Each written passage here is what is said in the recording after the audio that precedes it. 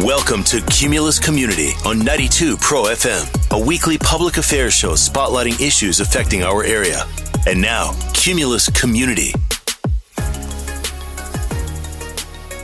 He's Jess with Cumulus Community. Very happy to have on the line Jordan Bouclin. She is the founder of the nonprofit Rhode Island Pet Network, and she's an animal rescue advocate supporting local shelters and rescues. Jordan, thanks for waking up with us this morning. Thank you so much for having me, Jess. So, listen, I know you have a lot of stuff going on, especially I want to talk about the event I'm going to be at, Woof You Be Mine, happening at the Guild in Pawtucket on February 7th. But we got to do a little background on our Rhode Island Pet Network, which is, I guess, just tell us how it all started. Absolutely. So I've always been a big animal lover and a big animal advocate. I volunteered since I was a little child with animal shelters.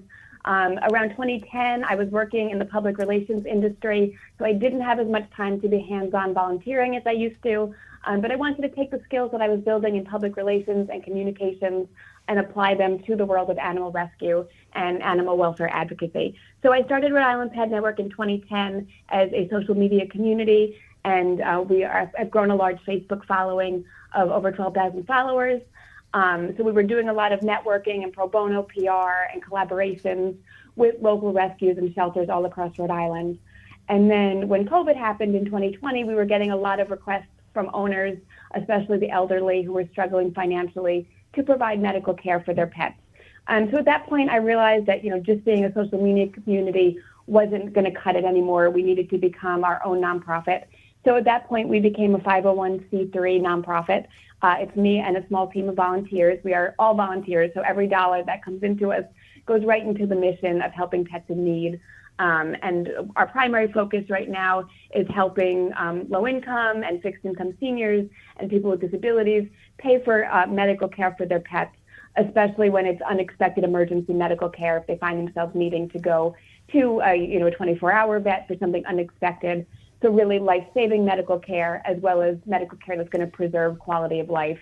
If they need, treatment for something like cancer or a big surgery and they can't otherwise get it, we really want to be there to help them to make sure that they can keep their pets instead of having to surrender them into the shelter system, and that they're able to keep the pets that they love and that are sometimes their only companions. Still work with the shelters and the rescues too. We still do a lot of networking for them, and helping animals get adopted is still, our passion. But we're really glad to be helping owners keep their pets, and that's so important right now. Oh my goodness, no kidding. And trust me, having an old English bulldog for 12 years, I am well aware of the financial responsibility that you need to have for these pets. I mean, it's not cheap. You love them so much, and you put them in a doctor's hands, and obviously because they don't talk, it's so important that we trust the people we take them to. But obviously services are very expensive, so that is clearly a huge help for others, that you can actually keep the pets in their home and we don't have to send them anywhere else. Absolutely, and there has been an increase in the cost of veterinary care, just like the cost of everything else over the last few years. So people who are already on a fixed income, sometimes it comes down to paying a vet bill or, paying their rent or having food for themselves for that week or that month. So we really want to help avoid them being in that situation where they have to make that decision between a beloved pet and keeping a roof over their head. Well, definitely, because, your pet is your family, And I know a lot of people who don't have pets are like, I don't know, it's a dog. I'm like, no, you don't get it. Like, that is... They don't get it. That is your... They are family. That is your family member, They have your last name. So let's talk about how we can help and how we, have different fundraisers going on. And I'm very excited to be the MC of Woof You Be Mine. It's happening at the Guild in Pawtucket. Great spot, 461 Main Street. And it's happening February 7th from 6 to 8:30 p.m. It's, basically the event is to match adorable dogs with their forever homes, right? Yeah, we've been doing this event since 2019. We partner with Puppy Pets, which is a healthy dog treat company, and Save One Soul Animal Rescue League on this one. And it is a night of adoptions, and you can speed date adoptable dogs from Save One Soul Animal Rescue League.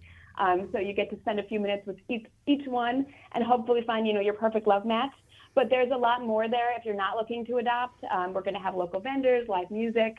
There's, of course, craft beer and wine from the Guild. We're going to have a few other food vendors there, tarot card readings, It's dog friendly, so you can bring your own dog to enjoy the festivities.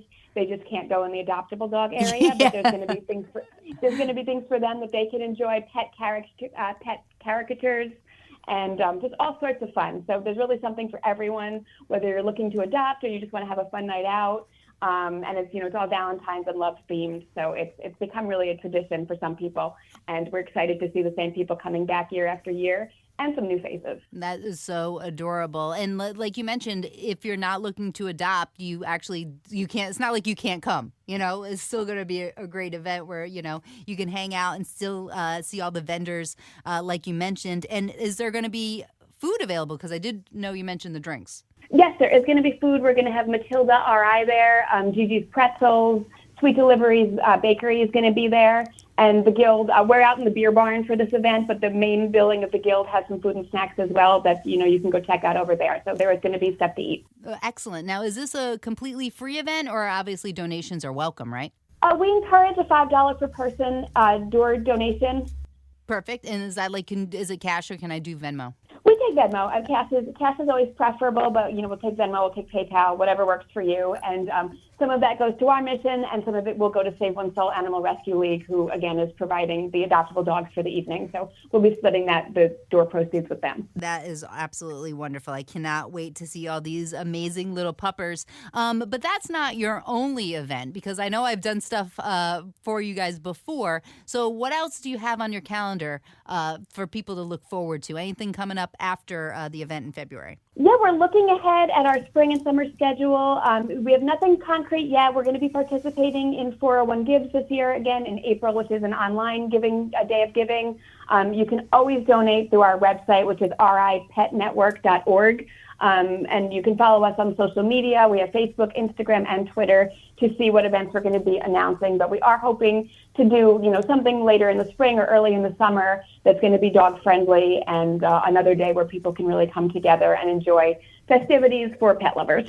Now, if there's a local business out there that would you guys be willing to go travel somewhere and host an event at someone's, say a restaurant or I don't know, another brewery or something wanted to host an event? Do you guys do that? Okay, cool.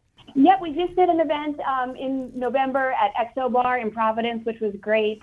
Our Hounds at the Harbor event, which we were so lucky to have you at, Jess, that was at Harborside in East Greenwich, which unfortunately was closed last summer, but we're hoping to work with them again later this year. But we are always looking for businesses to partner with, whether it's hosting an event for us, having some sort of a fundraiser for us in the store, even just having one of our donation jars. So if any businesses or, local vendors want to work with us, you follow us on social media, shoot us a message, or email us to our website. And we like to get creative and do all sorts of collaborations. So we really welcome anyone who wants to work with us. Oh, so if like you said, there could be a jar that people could get? If I wanted for the radio station to have a little something out front when listeners went to pick up their tickets, can we have something? Oh, that's fabulous. Yes, absolutely. We have them with a little description of what we do and a donation jar. And we would love to put one there and any place else that would like to have one. That's awesome. I mean, and that's just, easy stuff. And we just send it back to you. And, you're helping, these pets and these families that are in need, which, I mean, who doesn't love a good pup? I went on your Facebook page, Facebook and Instagram, and these animals are just beyond. I don't know how people can foster, because personally, I don't think I could do it. I don't think I could have an animal and then give it to somebody else. You think that, but my husband and I have fostered about 60 dogs. What? Over the years. We started fostering in 2012. We fostered up until a couple of years ago when our oldest dog started having some health issues. But we're looking forward to doing it again in the future. But we loved it, and it's so rewarding and so much fun. And our last foster was a foster fail, so it was a good note to end on. But, it was an incredible experience, and, people think that they can't do it, but when you see that you're part of that rescue process, and you get to meet the family that they're going to and get updates on them, it really is an amazing and rewarding experience. And so many rescues right now need fosters. There's really a desperate need, and adoptions are fairly low and have been for the last couple of years. So rescues that are totally foster-based are really relying on fosters to be able to stay in operation. So we really encourage everybody to think about it. It is a lot more fun than you might think it would be. I just would feel like I'd stalk the other foster, like the people that adopted my dog, I'd be like, you better be. I do that a little bit. Yeah, I do that a little bit. All right. Everyone is so great about it. And, you become like part of your family. So it really is a great experience. All right. Well, see, I'm not like completely out of it. All right. Do you find that in certain seasons is there like a slow season for you guys? I guess I would ask. Like the colder months harder for adoption and fostering, or do you it's just 24/7 kind of deal? Yeah, we're not a rescue ourselves. We partner with rescues, so we don't directly do adoptions or have adoptable animals. We're more on the side of the fundraising and the paying the medical bills. Mm-hmm. So I can't say for sure, but I know just in general, our rescue partners have really said over the last 1 to 2 years, adoptions across the board have been lower than ever before. They're really backed up. They're getting so many surrender requests because people are struggling so much, and pets are just not moving once they come in. So, I think winter is probably the hardest time, but just across the board, adoptions have been low. So we really hope people will think about adopting, think about fostering, think about volunteering, and maybe taking a dog for a walk to get them out of a cage if they're in the local shelter, because it is tough out there right now. And we're hearing that just from everybody. Yeah. And it's really heartbreaking. It definitely is. Well, something that's not heartbreaking is going to be a great event. Woof You Be Mine 2025, an evening of puppy love, all hosted by yours truly at the Guild, 461 Main Street in Pawtucket. It's happening February 7th from 6 to 8:30 p.m. Obviously, there's going to be tons of vendors there. A $5 donation at the door would be magical. And the Guild is a great spot for craft beer and, as you said, wine as well. And, the thing is if you can't be there for the event, or if you are busy, you can obviously go to ripetnetwork.org to make a donation. I did notice that there's going to be some live music, Jordan. Yes, we're going to have Lainey Dione.